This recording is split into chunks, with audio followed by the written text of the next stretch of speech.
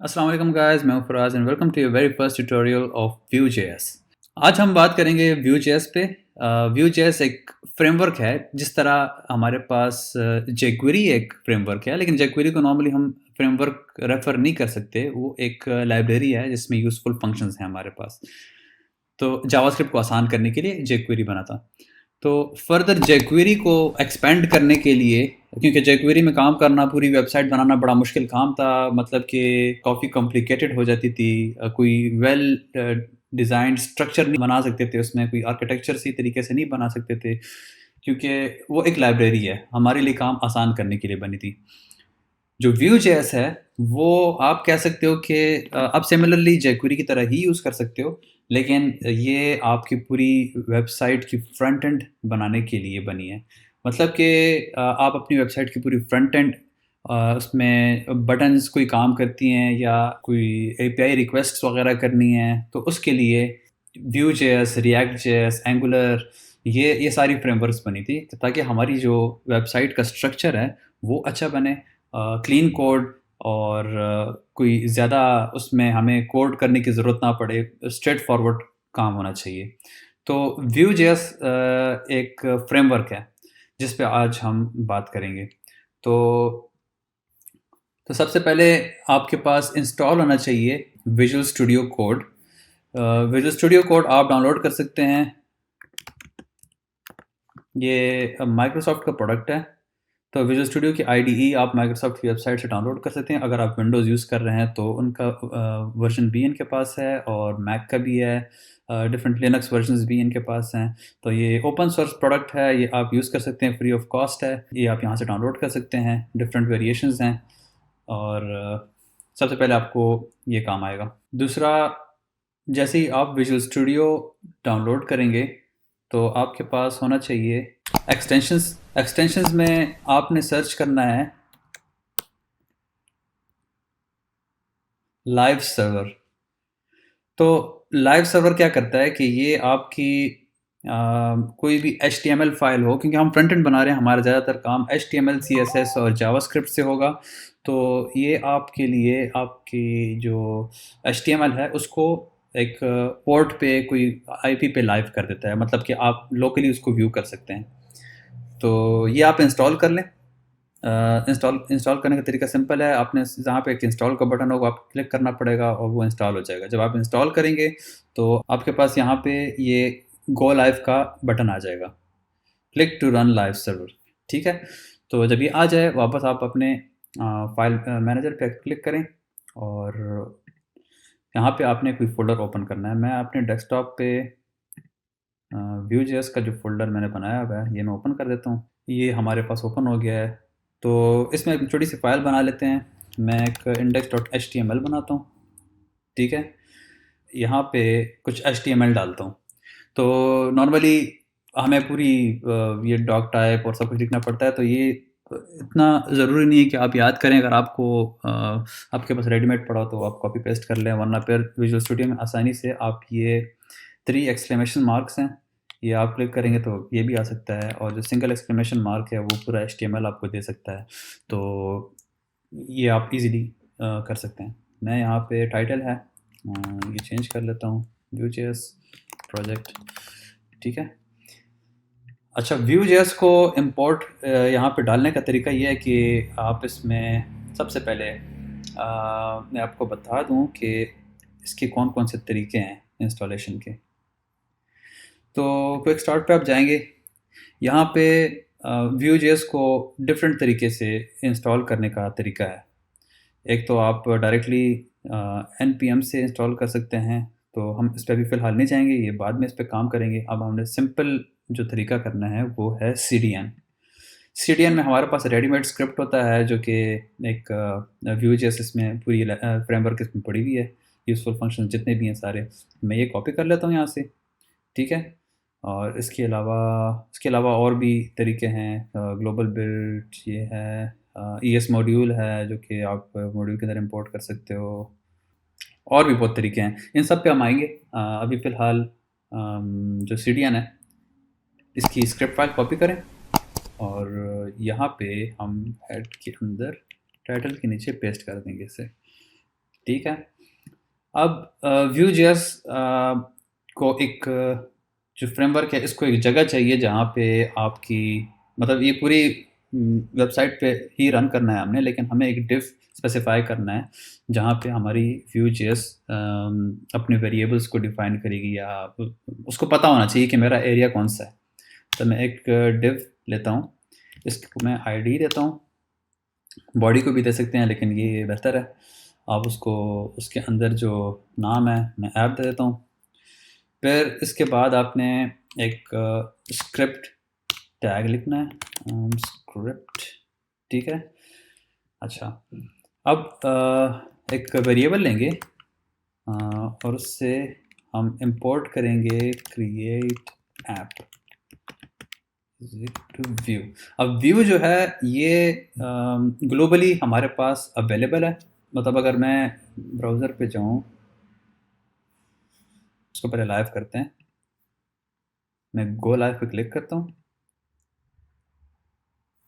ठीक है, तो ये देखें ऊपर टाइटल चेंज हो गया, Vue.js प्रोजेक्ट। इसके अंदर कुछ लिख लेते हैं पहले।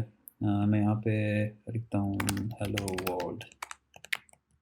ठीक है, क्रॉस चेक करते हैं, देखें खुद बहुत रिफ्रेश हो गया। लाइव सर्वर का ये फ़ायदा है कि ये आपकी जो भी आप कोड में चेंज करोगे वो यहाँ पे आ जाएगा। मैं दोबारा से कुछ लिखता हूँ, सेव, ये आ गया, इमीडिएटली रिफ्रेश हो गया खुद ब खुद। तो ये फ़ायदा है इसका। अच्छा, दूसरा मैं बता रहा था कि Vue.js कहाँ पे है। तो हमने जो ग्लोबल इंपोर्ट किया हुआ है, आप जब कंसोल में जाओगे यहाँ पे अगर आप लिखो व्यू और इंटर कर दो तो आपके पास व्यू के सारे फंक्शनलिटीज़ अवेलेबल है, विच मीन्स के व्यू ग्लोबली हमारे पास अवेलेबल है, हम एनी टाइम यूज़ कर सकते हैं। और इसके अंदर हमारे पास जो क्रिएट ऐप का फंक्शन है वो भी अवेलेबल है। ये हम क्लोज़ कर देते हैं यहाँ से। फिर हम विजुअल स्टूडियो में जाएंगे। हमने क्या किया, स्क्रिप्ट टैग बनाया और उसके अंदर हमने एक क्रिएट ऐप इंपोर्ट की व्यू से। इंपोर्ट करने का तरीका ये है जो कि ESS स्टैंडर्ड है।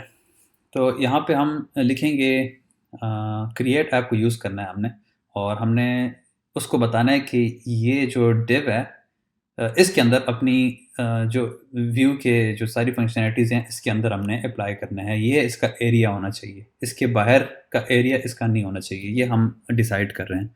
ठीक है, तो यहाँ पे हम लिखेंगे क्रिएट ऐप, हम एक ऐप क्रिएट करेंगे और फिर हम इसको बताएंगे कि इसकी बाउंड्री कौन सी है। तो हम इसको व्यू को माउंट कर देंगे ऐप पे, ID पे, जिसके लिए हम हैश यूज़ करते हैं। ID मतलब और फिर ऐप। तो ये जो ऐप है, ये डिव है, इस पे ये Vue.js अटैच हो जाएगा। सेव किया, वापस गए, कोई एरर नहीं है। इंस्पेक्ट में चेक करते हैं, कंसोल, कोई एरर नहीं है। You are running a development build of Vue. ठीक है, तो ये हमारे पास Vue.js रनिंग भी है और ये ऐप पे हमारे पास माउंट हो गया। टेस्ट करने के लिए कि माउंट कैसे हुआ है, हम ये करेंगे कि क्रिएट ऐप के अंदर हम फर्दर ऑप्शंस डाल सकते हैं। तो ये कर लेते हैं कि यहाँ पे एक ऑब्जेक्ट डालेंगे, मतलब एक कर्ली ब्रैकेट्स डालेंगे और इसके अंदर हमने सारी अपनी ऑप्शंस डालनी हैं। जो सबसे बेसिक ऑप्शन मैं आज बताऊंगा वो है डाटा। डाटा मतलब इसमें आप कोई वेरिएबल्स डिक्लेयर करना चाहते हैं जो कि आप HTML में यूज़ करेंगे। तो इन सिंपल वर्ड्स ये है। तो डाटा एक फंक्शन है जो कि इस फंक्शन ये फंक्शन जो है ना, ये रिटर्न करेगा एक एक ऑब्जेक्ट रिटर्न करेगा। ठीक है, डाटा एक फंक्शन है और ये एक ऑब्जेक्ट रिटर्न करेगा। नॉर्मली फंक्शंस आपके पास कुछ रिटर्न करते हैं ना, तो हमने यहाँ पे ऑब्जेक्ट रिटर्न करना है। अब इस ऑब्जेक्ट के अंदर हमारे पास की वैल्यू पेयर्स होंगी। मतलब यहाँ पे हमारे पास टेस्ट हेलो समथिंग कुछ होगा ना, तो यहाँ पे मैं मैसेज लिख लेता हूँ, हेलो वर्ल्ड फ्रॉम व्यू। ठीक है, और इसके अलावा कॉमा डाल के आप और भी मैसेज लिख सकते हो या और कीज़ डाल सकते हो। ये एक डाटा वैल्यू प्रॉपर्टीज़ हैं, की एंड वैल्यू पेयर्स हैं हमारे पास ऑब्जेक्ट्स में जो नॉर्मली होती हैं। मैं यहाँ पे और लिखता हूँ यूज़र नेम, अपना नाम लिख लेता हूँ फराज, अच्छा, ये अब यूज़ करना है हमने मैसेज एंड यूज़र नेम। तो मैं ये हेलो वर्ल्ड हटा देता हूँ और यहाँ पे मैं एक H1 टैग डाल देता हूँ और इसके अंदर मैंने ये प्रिंट करना है। ये प्रिंट करने के लिए मैं क्या करूँगा कि मैं कर्ली ब्रैकेट्स डालूँगा, डबल कर्ली ब्रैकेट्स, ठीक है? याद रहे कि डबल कर्ली ब्रैकेट्स हैं और इसके अंदर हमने वो वेरिएबल लिखना है जो डाटा के अंदर ये पड़ी हुई हैं। मैसेज, यूज़र नेम, कोई भी आप लिख सकते हो। मैं मैसेज लिखता हूँ, सेव किया। अब H1 के अंदर हमारे पास मैसेज आएगा जो कि ये है, hello world from view. User name हमने अभी तक यूज़ नहीं किया हुआ। मैं ब्राउज़र चेक करता हूँ, हेलो वर्ल्ड फ्रॉम व्यू। तो इतना आसान है व्यू में काम करना कि आपकी 3-4 लाइन में आप अपने पूरे प्रोजेक्ट को रिस्पॉन्सिव और रिएक्टिव बना सकते हैं। यहाँ पे मैं यूज़र नेम लिखता हूँ और इसमें मैं बताता हूँ कि हाय और यूज़र नेम, ठीक है? सेव, चेक करो, हाय फराज। तो यूज़र नेम में आपके पास कुछ भी आ सकता है। तो ये है आपकी बेसिक प्रोजेक्ट। व्यू में आप कोई भी डाटा किस तरीके से प्रिंट करेंगे HTML के अंदर। आपके पास एक स्क्रिप्ट टैग है और एक HTML का टैग है। सिंपल प्लेन HTML जो नॉर्मली हम यूज़ करते हैं डेवलपमेंट के लिए। आपके पास अगर कोई टेम्पलेट हो, कोई डिज़ाइन टेम्पलेट हो, आप एग्जैक्टली वही कॉपी पेस्ट करके इसमें डालें और उसमें वेरिएबल्स डाल दें और JS के अंदर आपने वो वेरिएबल डिक्लेयर करनी है। ये जो की वैल्यू पेयर्स हैं, मतलब इसके जो वैल्यूज़ हैं, ये आप API के थ्रू भी अपडेट कर सकते हैं। मतलब डेटाबेस से आपके पास वैल्यू आ जाए, फिर यहाँ पे आप अपडेट कर सकते हैं। तो ये भी पॉसिबल है और बहुत ही आसान है। ये आगे चल के हम इस पे काम करेंगे। तो आज सिंपल एक इंट्रोडक्शन करना था कि Vue.js में आप सिंपली एक छोटा-सा ऐप किस तरह बनाएँगे। ये हमारी एक छोटी-सी ऐप थी और अगर आप इसकी इंस्पेक्ट करके देखें, तो यहाँ पे कोई वेरिएबल आपको नज़र नहीं आएँगे या कोई आईडी वगैरह। जिस तरह jQuery में हम बताते हैं कि आईडी को ही अपडेट करना है वैल्यूज़ के लिए, तो वो यहाँ पे नहीं हो रही। तो ये इसकी ख़ासियत है। दूसरा ये कि अगर आप इसकी व्यू सोर्स चेक करें, तो आपको एग्ज़ैक्टली जो सोर्स आपने लिखा है वो नज़र आ जाएगी। तो मतलब कि ये रन टाइम में हो रहा है। आपकी जो स्क्रिप्ट है वो भी रनिंग है। रनिंग टाइम पे आपकी स्क्रिप्ट रन होके सारी वैल्यूज़ अपडेट कर देता है। कोई पता नहीं लगता कि इसमें आईडी कौन-सी है, कोई क्रॉलर आप यूज़ करके इसको पार्स नहीं कर सकते। तो और मैं लंबा नहीं करूँगा, तो नेक्स्ट वीडियो में कंटिन्यू करेंगे और फर्दर इस पे और काम करेंगे और उम्मीद है कि जैसे ही ये पूरा कोर्स ख़त्म होगा, हमने एक छोटी-सी एप्लीकेशन बनाई होगी और इंशाल्लाह आपको इसमें आप इसमें फ्रंट एंड डेवलपर बन सकते हैं। इंशाल्लाह नेक्स्ट वीडियो में बात होती है। खुदा हाफ़िज़।